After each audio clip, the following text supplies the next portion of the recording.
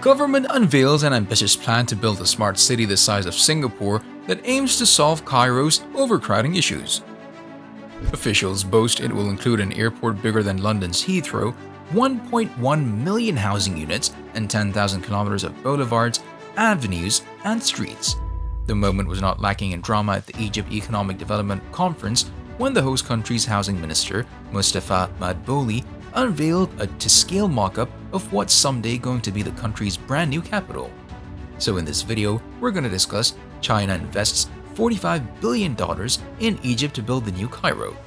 You definitely won't expect this, so make sure you watch to the end.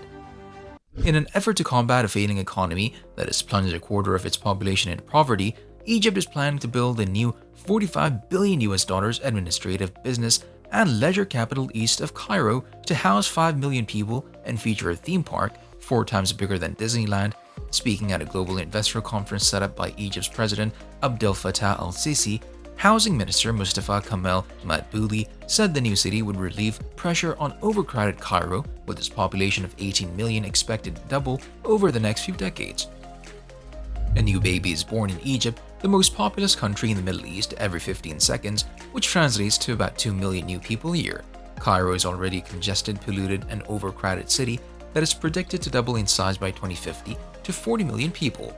By then, the country's wider population is expected to jump to 150 million, up from just over 100 million today. Forget ISIS, Egypt's population boom is in its biggest threat, Newsweek declared in 2017.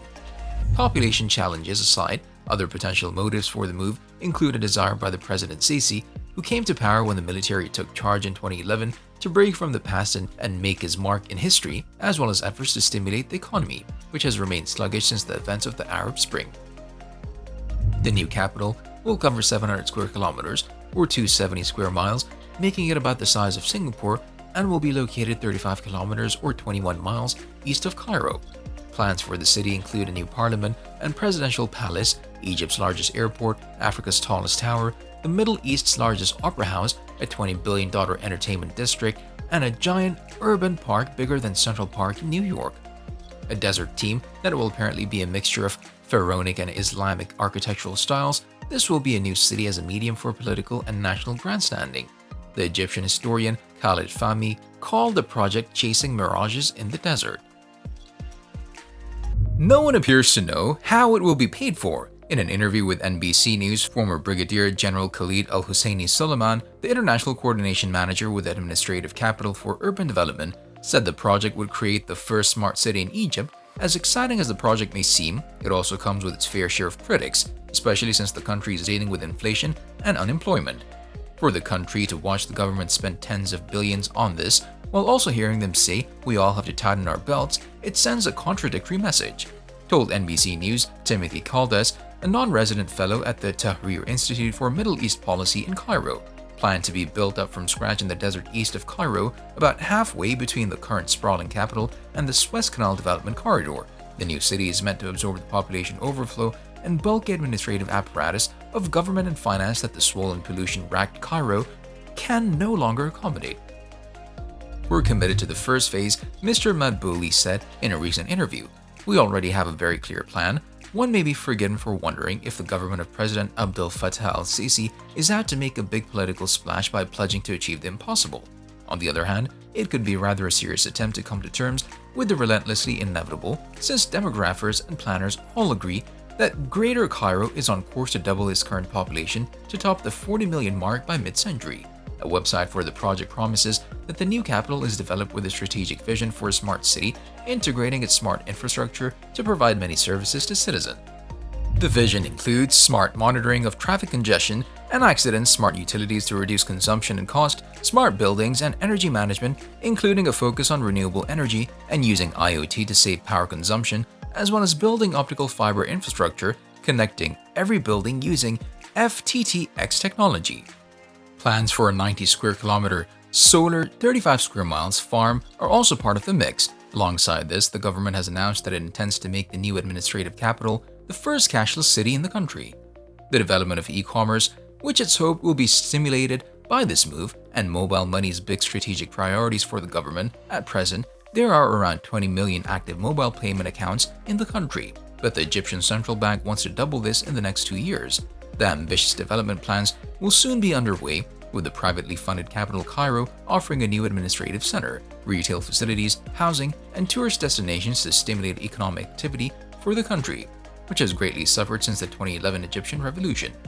The capital Cairo master plan is a mixed-use network combining residential shops, cafes, schools, recreational areas, industrial zones, and religious institutions.